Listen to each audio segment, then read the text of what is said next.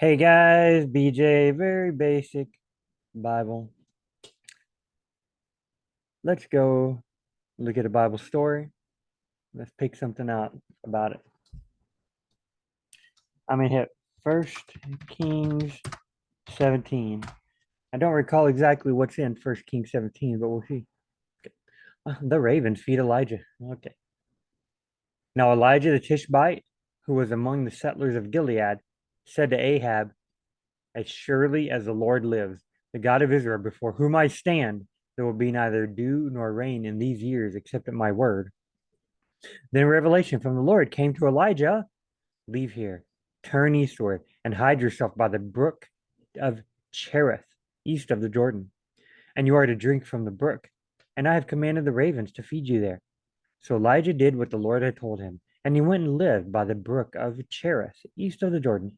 The ravens would bring him bread and meat in the morning and evening, and he would drink from the brook. Some time later, however, the brook dried up because there had been no rain in the land. Let's find this brook. I'm going to type it in right here. Let's see. Okay. 119 verses found. Well, showing up to 25. Go all the way down here, right there, 25. I wish it would show me more, but hey, you know what? We'll go to Bible Gateway. The voice. Let's go to the CSB. Type in Brook. Now, CSB is newer, so we not have, oh, I was wrong. Only 16. Okay, on that day, the Lord made a covenant with Abram, saying, "I give this land to your offspring from the brook of Egypt to the great river of the Euphrates." So from the brook of Egypt, whatever that is, to the great river of the Euphrates, God's going to give him all that land. So I guess those are the boundaries. Okay, water. You use water as a boundary. That works, I guess. On the first day, you were to take the product of majestic trees, palm fronds, boughs of leafy trees, and willows of the brook, and rejoice before the Lord your God for 7 days. You're going to take the product of majestic trees. I guess you're going to take stuff from the trees, like the leaves, the fruit of the tree, the branches, willows of the brook. I guess willows grow by a brook, or is it, a willow tree? Let's look real quick. Willow. Let's just see. All right, here, 2340. Okay, okay. That willows, okay. Job 40:22. Lotus plants cover him with their shade, and the willows by the brook surround him. Okay, so willows are by a brook. A brook, I believe, is a body of water. And we've already talked about that. I think it's not as big as a river. Maybe it's not a creek. Maybe it's like a pond, but it's long though. A swamp is kind of spread out everywhere. I think a brook is kind of a swamp that's kind of skinny. I think Brooke is a person I've known. It's a girl's name, I guess. All right. So they carry their wealth and belongings over the wadi of the willows. So we had Brook of the willows. Now I have wadi. Oh, hey, look. He took some of the land seed and put it in a fertile field. He set it like a willow, a plant by abundant water. A brook is water. Brook has willows, at least in the ancient Near East. In the Near East, in the Bible times. Here in Texas, we see willow trees sometimes. Do they grow near water? Sometimes. I'm not sure. I rarely see them. I don't know. If you live in Alaska, you might never see any willow. Do willows grow in Alaska? I don't know. I grow in Australia, China. But somewhere in the Middle East, there must have been something they call willows. Yeah, yeah. Okay, let's go back to Brook, though. That's what we were looking at. The border will turn from the Azamon to the Brook of Egypt, where we'll end at the Mediterranean Sea. Brook of Egypt. Brook of Egypt. I wonder if Brook of Egypt is like a technical like a name of the thing, the name of a thing. There's a thing called the Rock of Horeb, where God supposedly fought against enemies. There's like the mountain of Megiddo is a thing in the Bible. The Brook of Egypt, maybe the forests of Lebanon, forests which are in Lebanon, they're famous. The Brook of Egypt is a brook that is famous. Oh yeah, it proceeded to Asmon and to the Brook of Egypt. Like Numbers 34, 35, the brook will turn from Asmon to the Brook of Egypt, where it will end in the Mediterranean Sea. But now, 15, Joshua, many years later, Numbers recording them while they're Egypt, just Israel just came out of Egypt. They're wandering in the wilderness. Moses is telling Israel, hey, when we get to the promised land, here's going to be the borders. One of the borders will turn from Asmon to the Brook of Egypt. It'll end in the Mediterranean Sea. Now Joshua, they're in the promised land. He's giving out the borders, and he says the border proceeded to Asmon and to the Brook of Egypt, and so the border ended in the Mediterranean. This is your southern border. Okay, so Joshua's like giving it out. That's whenever they're settling in the land. Ashdod with its surrounding villages and settlements, Gaza with its surrounding villages and settlements, to the Brook of Egypt and the coastline of the Mediterranean Sea. Okay. To the Brook of Egypt. The Brook of Egypt. Is there anything? Look. Oh, Brook of Kana. And ended at the Mediterranean Sea. So if you look up here, we don't see, it says Ashdod and Gaza. Down here, the descendants of Ephraim. So we don't know who the descendants are up here, but we down here we do. Oh, like Brook of Kana. Okay. Chapter 16, verse 8. Chapter 17, verse 9. Manasseh's border. So Ephraim, Manasseh's border too. The Brook of Kana. The brook east of Jokni. Man, why? Their border went up westward to Marala, and met the brook east. The brooks, the border meets the brook. Does it go beyond the brook? Up here, Manasseh's border was on the north side of the brook. It could have been the basically north. The border was the brook, and the brook was the border. Could have been that, and Manasseh was on the north side, where the border could have been north. Now, what do you do in our day and age? And then up here, um, the border will turn from Asmon to the Brook of Egypt, where we're in it.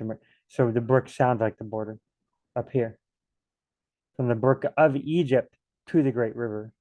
So it sounds like the brook is the border. In our day and age,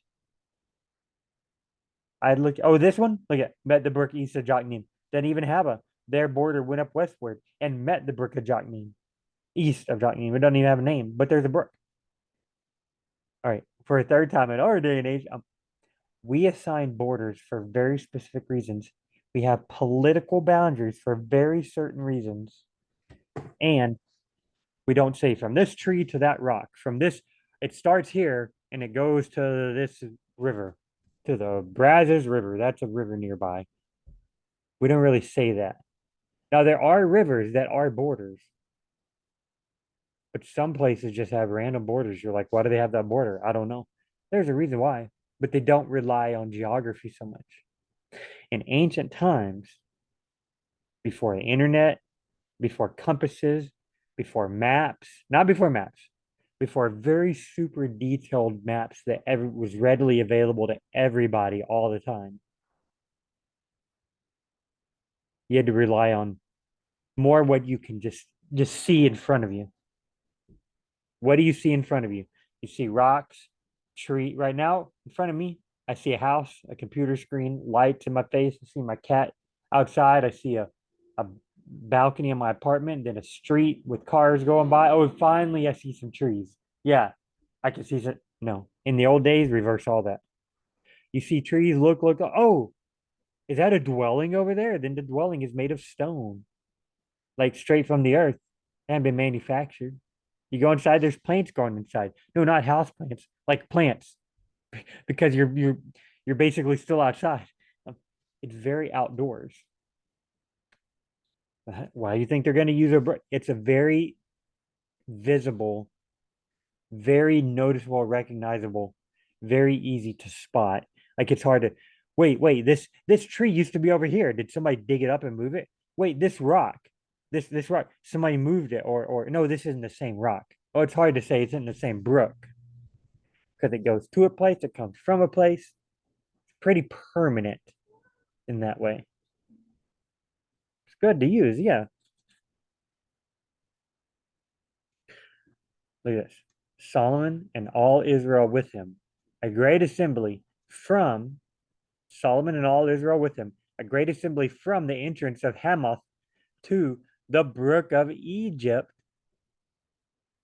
Solomon and all of Israel, a great assembly from the entrance of Hamath all the way to the brook of Egypt. God said, I give this land to your offspring from the brook of Egypt to the great river Euphrates. I wonder if so now we got Solomon who's in charge of Israel. They've already went through, they've captured it. They're living in Israel. The entrance of Hamath. Is that near the Euphrates River? Maybe. Maybe Solomon's got it. It doesn't tell us. First Kings. Now we skip way down to Second Kings. Solomon's long dead. We got a bunch of kings that are doing dumb things. Now the king of Egypt did not march out of his land again. For the king of Babylon took everything that belonged to the king of Egypt, from the brook of Egypt to the Euphrates rivers. I thought from the brook of Egypt to the Euphrates rivers, God was going to give to Israel. Did Egypt take over Israel? Kind of seems that way. Or it says Babylon took over everything that had belonged to the king of Egypt. Maybe there was stuff between the brook of Egypt to the Euphrates River. Maybe there was stuff in Israel. Maybe there was stuff that used to be Solomon's that Egypt now takes care of. But the Egypt's in control of. So they're not in control of like all the land, but they're in control of a bunch of things between the brook of Egypt and the Euphrates River. And Babylon comes through and says, nope. And they take it all from Egypt. They take all Egypt's stuff, and Egypt's like, I'm staying at home. Uh, oh, hey, Chronicles 7 8. Solomon and all Israel with him, a very great assembly. Chronicles and Kings often parallel each other. They're often the same stories. Hamath to the brook of Egypt. Okay, we're getting to a few brooks down here. Oh, look, there's only a few more. We'll go ahead and do them all. Why not? It's going longer than I was hoping, but I don't care. All right, lotus plants cover him, whoever him is, with their shade. The willows by the brook surround him. We already talked about that, right? Willows by a brook. He will drink from the brook by the road. Therefore, he will lift up his head. Okay. Brook is water. You drink from it, right? And then you lift up your head. Why? Because you were like super thirsty. Now you're not anymore. Speaking of which, like I said, in a day and age, like in our day and age, like I can just go to my sink and get water.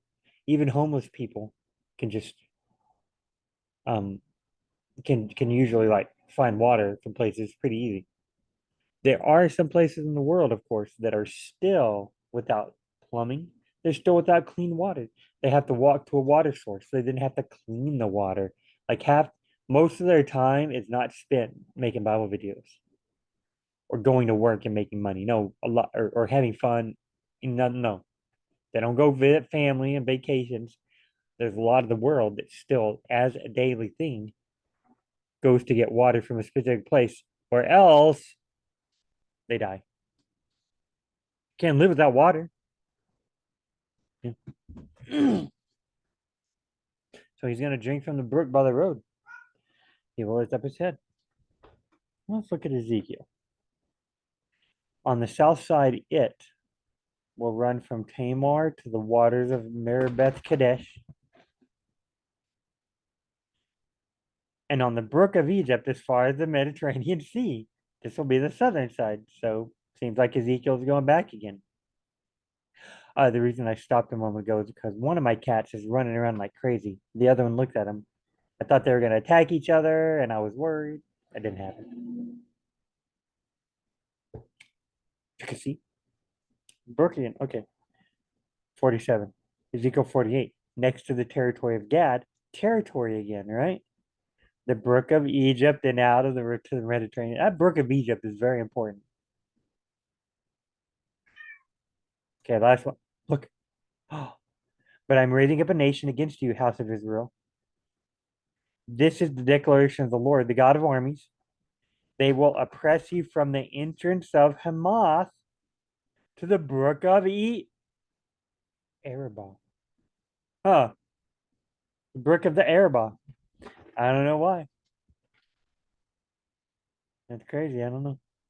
Well, hey guys, that's at least in the Christian Standard Bible. Brook. Real quick, we're not going to look at it. We're not going to read it all. English Standard Version, Brook. Let's see. 52. I figured there'd be more in English. Okay. Now, if we look in the KJV or there's the new KJV there. Okay, this is where we're down there. 60. Yep. Even one in the New Testament. It makes sense. Um, Older versions are more in touch with nature. You're gonna have Brook more. Or maybe language changes. So older translations like the New King James, maybe they'll use something like creek or river or stream or tributary for brook and other places. Whereas the older version is like, nope, just all brook. Let's look in the web and then we'll be done. I say we'll be done, but 58, the famous one, the old NIV. Right there. Only 7. What? That's crazy. All right, guys. Go look up Brook yourself if you want and have some fun. We'll see you at the next Very Basic Bible.